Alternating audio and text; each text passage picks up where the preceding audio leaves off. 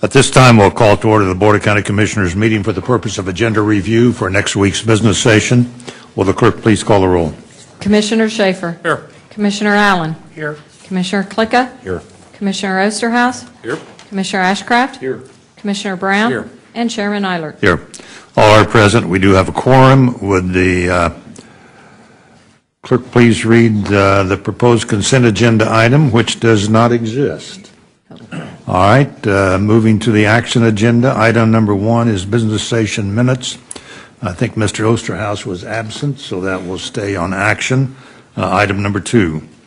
Consider approving the creation of a project account to serve as an equipment reserve fund for the Johnson County Airport Commission to be used for the replacement of aging equipment and the acquisition of new equipment, and authorizing the transfer of $250,000 from the airport's operating fund reserves for the initial funding of the project account. Mr. Otto. Good morning. Aaron Otto with the County Manager's Office, but standing in for the airport today. All this does is set up a project account to essentially act as an equipment reserve. You, as a county, do budgeting through having an equipment reserve, but because the airport is an enterprise fund and funded separately through self-generated revenues, we cannot allow that commingling of funds, is my understanding. So this essentially sets up their own equipment reserve fund for the airport to try to shave off major purchases and do better budgeting in the future. And the best suggestion we heard from budget to do that was to set up this project account. So it would seed that account with $250,000 from the airport's reserve, and they would continue to fund it year after year through a transfer from their operational account to this capital account. Okay. And that's good idea. Any questions, Mr. Ashcraft? So basically, this is just a procedural request. Thank you. Consent? Yeah. Okay, so noted. Next item. Item number 3, invitation to bid, IFB 2018-029.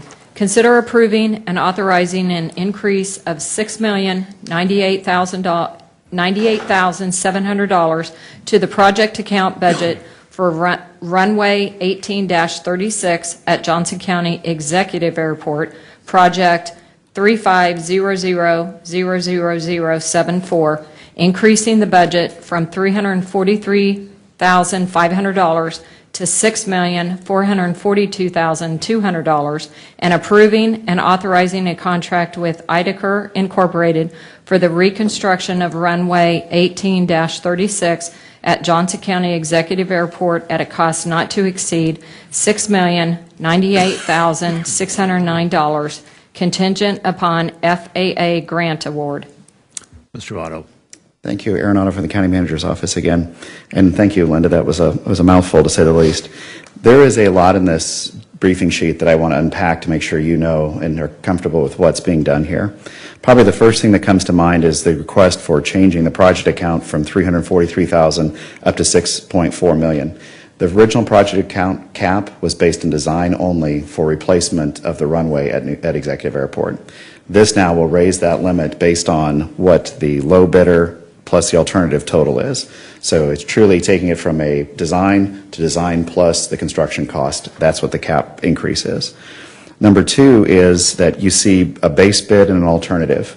The base bid is to replace it. There's a couple functions to this project that I want to point out. One is this will actually take the runway at Executive Airport out of commission for up to 3 months, and that's what you see here in the center. And so since there's FBOs and other essential operations at Executive Airport, the FAA has agreed to allow Taxiway Bravo, which is here on the right or the east side of it, to be expanded from 40 to 60 feet, which will allow for most airport traffic to continue to use the airport while the main runway is completely taken apart and replaced. It's not a reconditioning. It is a complete replacement of the primary runway at Executive Airport. So the first phase will start in April, which is the taxiways expansion. The second phase then will come in later in 2019 to replace the runway.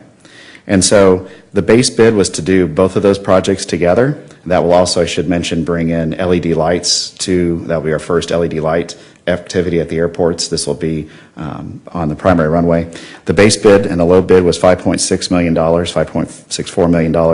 The alternative is to allow for, if there is not fly ash available to be used that meets the spec, there's a lime substitute that can be used. It unfortunately costs more money. So it was the recommendation of purchasing to come forward and ask for the total amount of the project with the alternative. The hope is that we will only use the base bid and not have to use the alternative, assuming supplies are available. Eventually, one other thing that will be coming down the road in the future is this taxiway Bravo is actually, by FAA standards today, too close to the runway. It needs to be moved another 40 feet to the east to put a greater separation of 240 feet between the runway and the taxiway. That'll come in a future project, both from the airport and to the Board of County Commissioners. This is a typical AIP, Airport Improvement Fund grant from the FAA. It's funded on a 90-10 split, with the federal taking 90 and local taking 10. Because there is the engineer's estimate, you can see on the second page, was $5.229 million. The actual bids came back a little bit higher than that. So the exposure to the airport's enterprise fund is between $15,000 for the base bid up to $60,000 new dollars for the alternative, if that's actually needed. The rest was previously budgeted. The FAA has scored this project very high. It's been in the condition of failure and had weight restrictions on this runway for the last 4 years. It's over 20 years old and has definitely served its service life. It will go back in as a concrete runway, exactly the same length and width as what you see today on the map. So that's a general overview of what's being requested here. The process from here is, if it's approved by the Board of County Commissioners next Thursday, we will formally apply for the grant on Friday next week, Friday the 13th. Hopefully we have better luck than that. And from that point on, it's already been, the FAA knows this is coming, it's anticipated. We expect, and that's why it says contingent on FAA funding. If they're not able to provide their 90% grant, this project will not go forward this year, because this equals almost the amount of money of what a typical airport budget is for an entire year for both airports. Okay, thank you. Again, this will not go forward unless we're successful at the FAA grant, right? Okay. Questions, Mr. Ashcraft? Thank you, Mr. Chairman. Mr. Otto, thank you for the briefing. I think you covered the points very well. Thank you for the briefing. I think you covered the points very well. Sorry, my microphone was off. The question I wanted to ask is, over the years, there have been intermittent discussions about the relative merits of having two airports, and this one being the smaller airport and the encroaching development around it being an issue from time to time. By doing this improvement, it would seem to suggest that the Airport Commission says that this is going to be a long-term commitment, because it should last another 20 years or whatever. So is that the collective judgment of the Airport Commission at this time then? So the dollars to repay the federal government in AIP grants is significant. I think that in the past has weighed, if this was to shutter, I think that's weighed very heavily on the Airport Commission for keeping this viable and moving forward. The amazing point is that this is actually still the fourth busiest airport in the state of Kansas, period. And it's amazing because there's the third busiest airport is directly west of it, which is New Century. Two things to kind of keep in mind and maybe further underscore, this is another step in the process. There are about $3.3 million of hangars being replaced as we speak on the east side. There's about $3 million additional being conducted by Johnson County Wastewater and the Airport Commission to connect this airport to permanent wastewater, to get it off of a local packaging plant system that's been in place since it was turned over by the Navy back in the 50s, or turned over to Olathe and then to the county. So minus a few taxiways and these four T-hangars to the west side, in many ways, this airport is getting huge multi-million-dollar infrastructure investments that make it something that's going to be pretty hard to back out of for a number of years. Very good. Keeping in mind, we are also looking at the purchase of additional land to the north, trying to protect the I think the runway. answer is yes. Yeah. Thank you. Thank you, Mr. Chairman. That is what I was looking for. Mr. Schaefer. A quick question, Aaron. Will the taxiway be lengthened to match the length of the existing runway? It'll be the same short. Correct. It's only widened, not lengthened, so that will. There are a couple FBOs that have charter jets that will have to go to a different airport during the 3 months that the primary runway is under construction. Thank you. Okay. Mr. Allen. Just one quick question, Aaron. When that taxiway's expanded, if it's going to encroach on residential? Is that going to be some type of zoning issue, or? It shouldn't, because this is all airport and county land here to the east. I understand that, but going 40 foot closer to the houses, so. I haven't heard that, but I'll ask. That's a good question. Thank you. There's enough buffer. Okay, well, let's leave this on action. It's an involved issue, so next item. Item number 4, resolution number 045-18, application number SE-CU-3393, AU. Consider a request from Howard and Ellen Payne, applicants and landowners, for renewal of a conditional use permit for a private breeding kennel located at 6485 West 167th Street in Section 20, Township 14, Range 25. Mr. Leipzig. Good morning, Mr. Chairman, members of the board. Jay Leipzig, Planning and Development Department.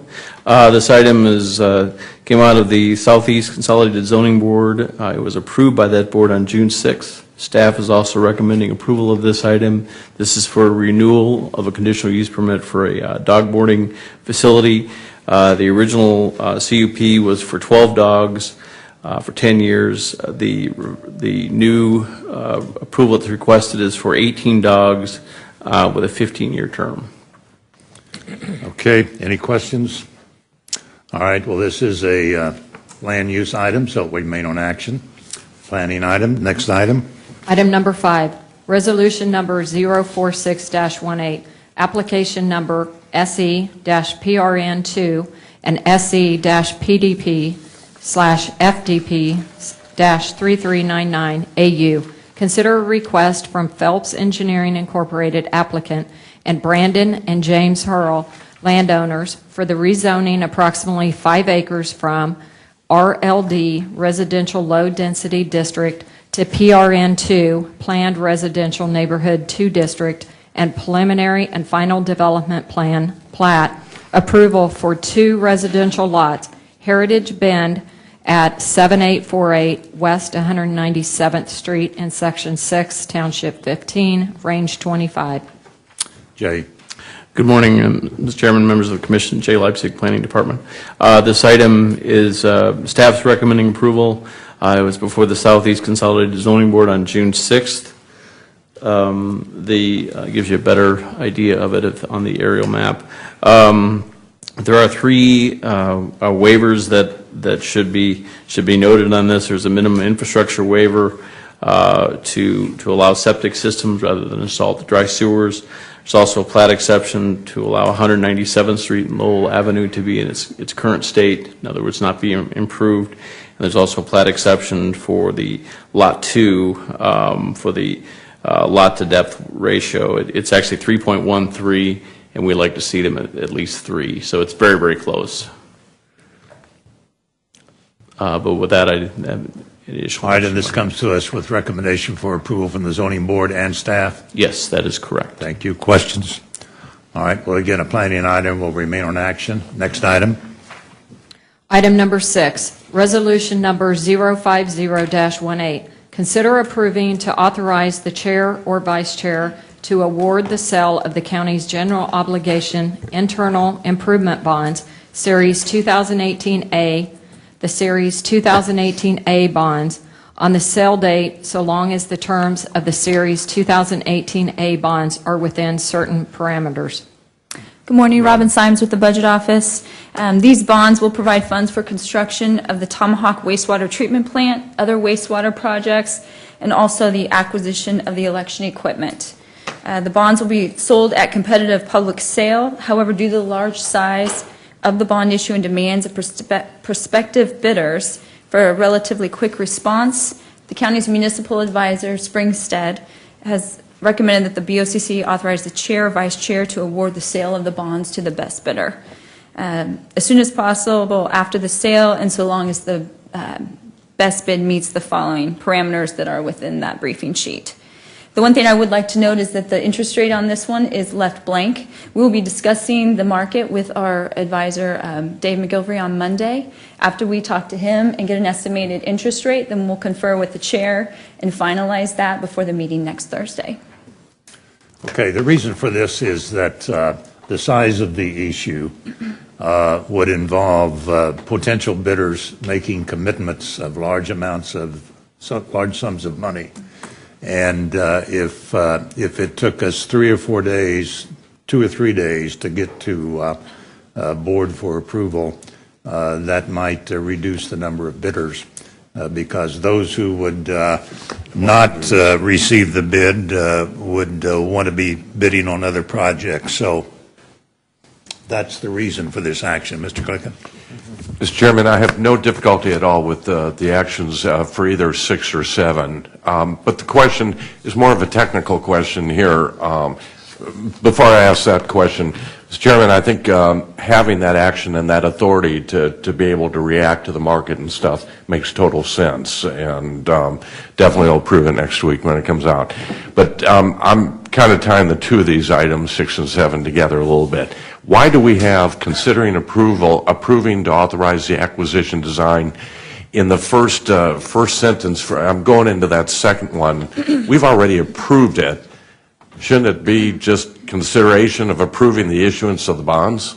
Well, with the item on the next one, what it actually does is it allows, with the resolution, the PBC then can proceed with the award and issuance of the bonds without further authorization of the board. And so by acting on This that puts a item, blanket over, between these two items, we're putting a blanket over everything just to allow these things to move forward then. correct. Is that the simple way of looking at it? All right. Thank you, Mr. Chairman. All right, thank you. Any other questions? All right, well, this is related to a bond issue, so it will stay on action. Next item. Item number 7, resolution number 051-18. Consider approving to authorize the acquisition, design, construction, equipping, and furnishing of the new county courthouse and medical examiner's facility and demolition of the existing courthouse, approving the issuance of the Public Building Commission's lease purchase revenue bonds, courthouse and medical examiner's facility projects, Series 2018A, the Series 2018A bonds, provided the terms of the Series 2018A bonds are within certain parameters, authorizing the execution and delivery of a base lease and a lease with the PBC in connection therewith, and authorizing the execution and delivery of certain other documents and taking of certain other actions in connection therewith. Good morning, Robin Symes with the Budget Office. These bonds are expected to be issued in the principal amount of not to exceed $169,450,000. And as said previously, they will fund the construction of the new county courthouse and the medical examiner's facility. As we mentioned on the previous item, these bonds will be sold at a competitive public sale. However, due to the large size of the issue and demands of prospective bidders, the county's municipal advisor, Springstead, has recommended that the PBC authorize the chair or vice chair to award the sale of the bonds to the best bidder as soon as possible, assuming that they meet the parameters within this briefing sheet. Okay, questions?